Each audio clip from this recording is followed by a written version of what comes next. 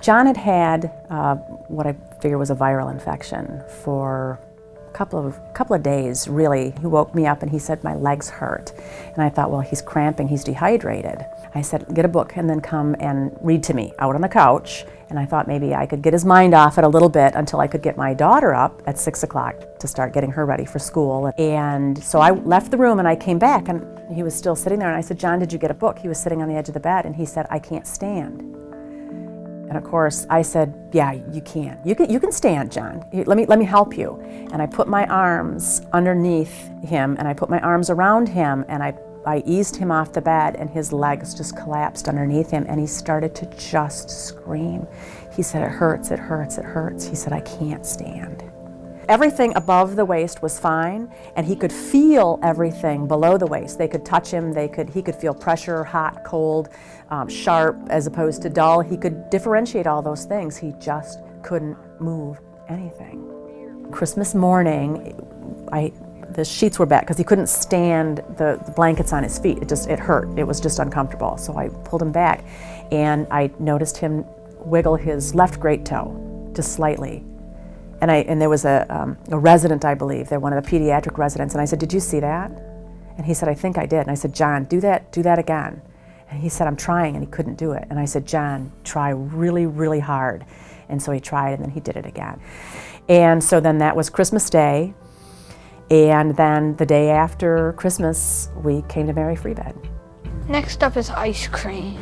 It has been remarkable. It is if, by wiggling his great toe, the switch that was flipped, that took everything away, was flipped back, and everything has come back progressively. You know, every day they say that he is stronger than he was, even morning till night. I like doing therapy. It's fun, and you get to do fun activities.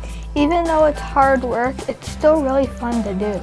I'm able to stand up to brush my teeth now. I'm also able to get in and out of the bed and my chairs. When I was in a different hospital, Right. I just couldn't do it. Right. But now I can do it, and I know. You know, I've been in hospitals before, but it's not like a hospital. It's not a hospital environment. There's nothing intrusive about it. You're just allowed to be a family, which is really important. I mean, my son is 9 and he's a little boy. He is not longitudinal myelitis, you know, which is what he had been up until now. And so now he's just allowed to be a little boy. He's not a diagnosis anymore. This is about John, the high school student who wants to go to football games. This is about John, the graduate, who's going to want to go across that platform and pick up his diploma. It's about John, who's going to go to college and you know, meet the woman of his dreams and have his own family. And so this is about his life journey, as opposed to about John, just my boy. It's about John's independence and John as an individual, and just optimizing those skills that are going to allow him to be, you know, a man with all the same ambitions and you know, inclinations of any other man. And that's what they do. That's what they've done. And I've seen it countless times. I've seen it with all of the other patients. We talked quite a bit about what he enjoys doing for hobbies, and that's the first thing I do as an occupational therapist, is I will talk to him about, and my patients about, you know, what do you love to do? What do you enjoy doing?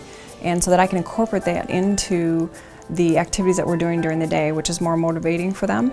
And I also want to know about their family, and I become a part of that entire family as a whole, not just John, but his mom and his sister, and you know, and talk about what they've gone through. There's something new that you're seeing all the time, and each individual patient is treated as an individual, and whatever's going on with them is treated individually. You can't package it and just say, I'm going to treat everybody the same way, because the treatment process is different for everyone that you work with. You don't know when you're going to need Mary Free Bed. I had absolutely no idea.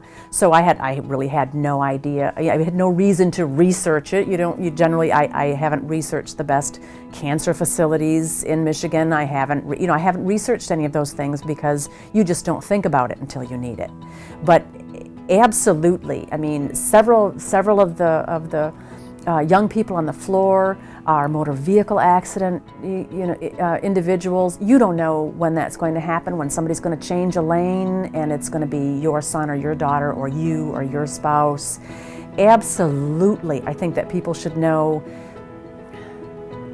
what goes on here, should know how it's different from other rehabilitation facilities. I think that's really important, is how it's different. In particular, Jennifer came in one morning, it was a Wednesday because I think that she was here for the meeting that they have in the morning, and she came in with a coffee, a Big B coffee. I don't know what it was. I think that it was just like melted Milky Way. I don't even know what it was, but it was so good. And I had been drinking cafeteria coffee or the service coffee that they have on the floor, which is fine, but it's not Big B melted Milky Way coffee. And she specifically brought that in the morning. She came in, she said, "How are you doing?" I said, "I'm good." She goes, "Here, I got this on my way in," and she gave it to me. And I don't know how she knew that I would even like it, but that's definitely and that is something that's meaningful to me, because I really, really like coffee.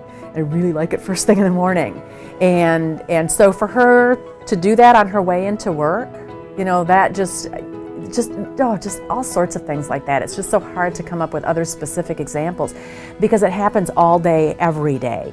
If other kids were a bit scared and something like this was happening to them, I would tell them, well, I would basically just recommend this place because this is a really good place to be, and it isn't like a miracle, it is a miracle. How is it? Delicious.